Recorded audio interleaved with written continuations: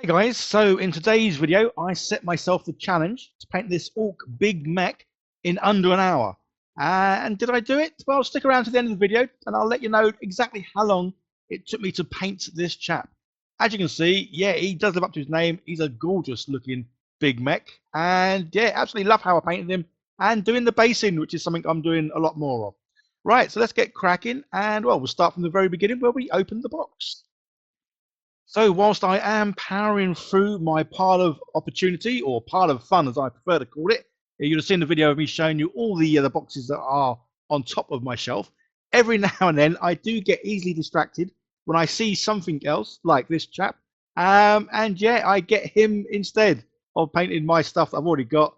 I get more grey plastic, which, well, as we all know, we just can't help ourselves. I got this lovely box from Zatu Games. I will leave a link down below, guys, as I am an affiliate with them, which means you don't pay any more. But if you do click on the link and buy anything from them, then I get a few pennies sent my way, which is obviously a win-win. So yeah, go check them out, guys. They obviously do a whole range of, well, absolutely everything. Board games, TCGs, obviously minis, which is obviously what I'm obviously interested in. Tons of games workshop bits and pieces. And yeah, all kinds of stuff you need. Paints, basing materials, you name it, it's probably there. And obviously, if there's anything there you want to see me paint, yeah, let me know and I'll buy it because, well, I like painting things. Okay, guys, right, let's crack on with the rest of this video. So it's just a couple of sprues. There's lots of bits and pieces on here, though. So I am going to actually follow the instructions rather than just cutting everything out and then gluing it all together. Because, again, sometimes these bits you have to put together in a certain order. And if you don't, well, if you don't, then you can't put them together. You have to take them apart or whatever. So usual thing, yeah, just doing the scraping, get the bits and pieces off. So when these painting challenges, because we do quite a few of these, because you guys seem to enjoy them, and I know I certainly enjoy them, and I have just ordered myself a little clock or stopwatch timer, so I can do one of these in sort of real time, so you can see exactly the time it takes. But I don't include any of this sort of putting the miniature together.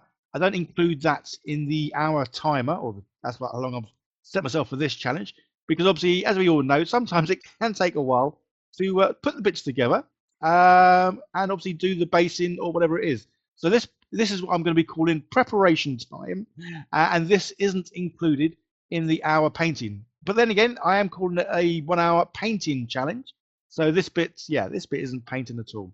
So basing, I'm getting more and more into basing. I must admit, if you've seen my previous videos, even going back just 6 months ago, most of my miniatures I like to put on clear bases. And the reason for that is whenever I used to play with them, I like to be able to see the terrain underneath. But I am getting more and more into basing, and you'll see, well, again, towards the end of the video, why I'm definitely doing more basing and absolutely loving it. So usual sort of technique that I'm doing, yeah, good old slap chop, undercoating, griselle, whatever you may want to call it. I absolutely love this. I mean, speed paints, dipping inks, all that contrast stuff is awesome as it is. This just helps give it that extra little boost. So again, I haven't started the timer. This is still preparation time, as I like to call it. So yeah, primed in black, then dry brushed white. So any areas where I can't get to the dry brush are obviously going to stay darker. And again, this is another reason why I love doing this technique, because obviously all the nooks and crannies, yeah, they're going to stay nice and dark. But any bits that are sort of inside him almost that I can't get to, they are going to be dark, which is just great. Right, so this is where the timer has started. I've got all the paints ready that I am going to use. You're going to see me using kind of the same greens a lot for orc skin.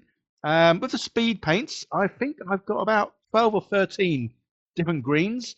I do have my favorites. I have a top 3 that I typically sort of go to.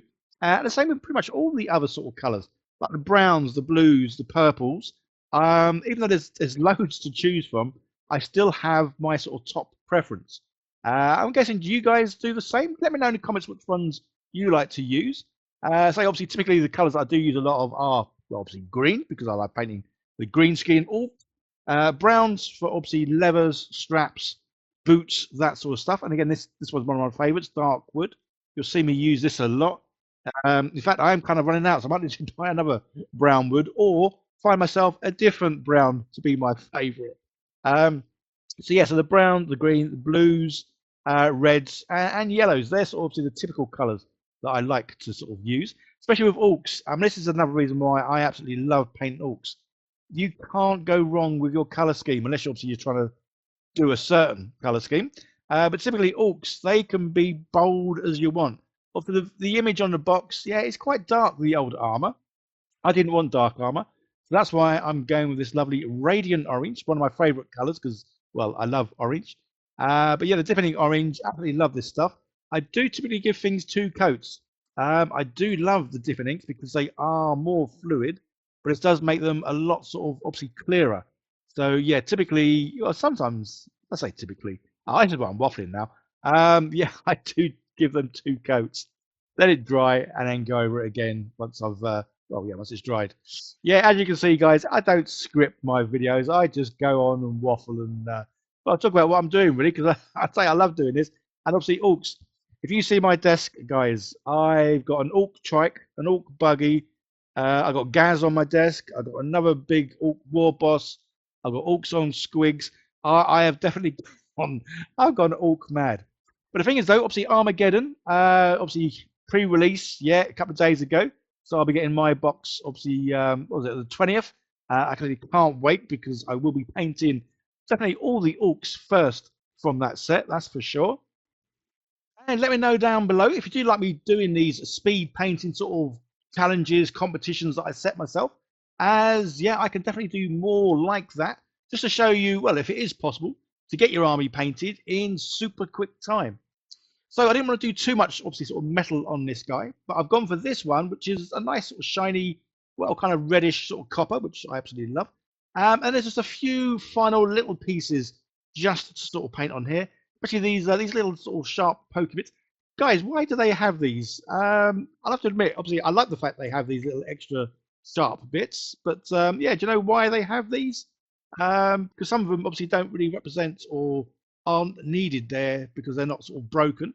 These are just sort of extra ornaments they kind of put on. Yeah, if anyone knows, let me know because I have no idea. So yeah, absolution green, a nice dark green. Use that for a few extra little bits, and I use a bit more dark wood on the boots as I kind of forgot to do those at the very beginning. And then yeah, a little bit of yellow just to sort of well add more colour. So I do love orcs because you can really make these as bright and bold as you want, or they can be dark and moody. It really doesn't matter. They look good either way. So there's a few last little bits to sort of paint here and there. And yeah, I'm just going to do a little bit of silver for these bits because most of these bits are kind of metal. That being said, obviously I'm painting these glasses and clearly they aren't metal, or well, they might be. You never know. So yeah, final few little bits before I get on and do the wash. And this is what I love doing the wash because this obviously ties everything in together. Obviously, I'm jumping the gun there. Before we do that, let's paint his mouth. And I'm doing mouths now with a little bit of pink, so I'll do it inside their mouth and try and get some of this onto their lips as well, just to give them a bit more of a colour to them. So now we can get on to the wash. Yeah, again, jumping the gun a little bit there. I'm going to use a darker shade this time, only because the lighter one, well, I'm starting to run out of it. So yeah, I'm going to use a bit of a darker one. And again, this goes on obviously all the metallic bits. I've left a few bits just with this sort of the white on them, and these are going to be like straps and that kind of stuff. And this is where, guys, when you do this, it doesn't matter, or in my case, it doesn't matter because I don't mind if you get some of the wash over the speed paint colours you've already done. It just adds a little bit more sort of darkness, a little bit more contrast. So yeah, so don't worry too much if you do put some of the this paint over bits where it shouldn't possibly go. And then the one last thing, because obviously this is meant to be metal, because I painted it orange, it doesn't look as metal as it probably should do. So I've got some silver on my brush. I've tried to take most of it off, so it's almost like a dry brush. I did have a normal brush I used to use for sort of marking edges, but I can't seem to find it because it is basically a brush that I haven't washed. It's got very hard bristles, and again, it's great for sort of adding a little bit of weathering to the edges of all the metallic bits. So that's kind of what I'm doing with this.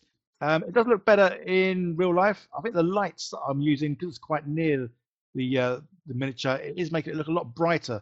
These little edges I'm doing than they actually are. That's my excuse, and I'm sticking to it. So there. So yeah, that's him done. Absolutely love how he's come out. Yeah, nice and colourful. Love the green that I've used, and yeah, very happy with the results. So now to finish off the base, yeah, I've gone pigment mad. Again, apologies guys, because this is where I try something, I get hooked on it, and then the next lot of videos in the next sort of month or so are all about that product or that whatever it is I'm using. And that's because when I pick something I really like, I just go nuts for it until I almost overuse it. And then I'm like, yeah, now I'm bored of this now. But at the moment, I'm not bored of this. Absolutely love doing this. So I've mixed some of the pigment with water. This is obviously an easier way to get it on, and it obviously stays on because once the water evaporates, it will leave the sort of the pigment color behind. And yeah, this is just a great way of tying your miniature into the base because it looks like he has been sort of trudging through this sort of sandy terrain because obviously he's got it all on his lower boots and lower area. And then once that all dries, you end up with this, and absolutely love it. And I'm also getting away from painting the rims of bases black, and painting them more, obviously the colour, well, the terrain is, and I think that sort of ties in better because the black. I don't just like painting the bases black; they just sort of stand out too much.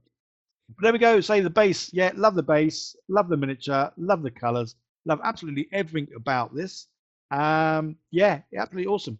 So guys, don't forget to click on the links down below. Check out Zatu Games and see more of the stuff they do. So very competitively priced, and obviously there's a ton, full range of Warhammer stuff, sort of a whole variety of other sort of games and all that kind of stuff. This guy will be on eBay. If you want to buy him, click on the link down below because I am selling quite a lot of stuff. That being said, I am going to be making my first ever orc army. I've found a sort of style that I really like. And yeah, I'll be doing that with the Armageddon box. Okay, guys, don't forget to like, share, subscribe, all that fun stuff. You guys take care. Love you all. See you in the next one. Bye now.